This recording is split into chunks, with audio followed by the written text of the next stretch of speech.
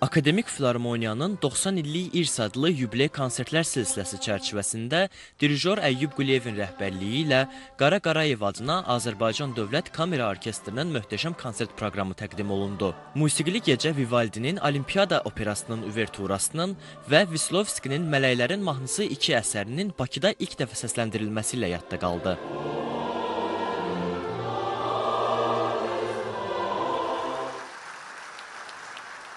Konsert çərçivəsində İtaliyalı məşhur violonçel ifaçısı və bəstəkar Baccherininin Madrid yürüyüşü əsəri konsert salonunda 18-ci əsr havası yaratdı. Gecədə Haydn, Dvorak və digər xarici bəstəkarların repertuarlarına da müraciət edildi.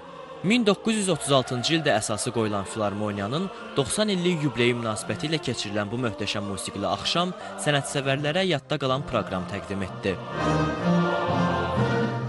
Zəngin sənət yolu keçən Azərbaycan Dövlət Akademik Filarmoniyası bu gündən milli musiqi ənənələrinin qorunması və dünya musiqi incilərinin təbliği istiqamətində mühüm missiyanı uğurla davam etdirir. Oruc Ələsgərov, Zahir Zahidoğlu, Rüstəm Məmmədov, Mədəniyyət xəbərləri.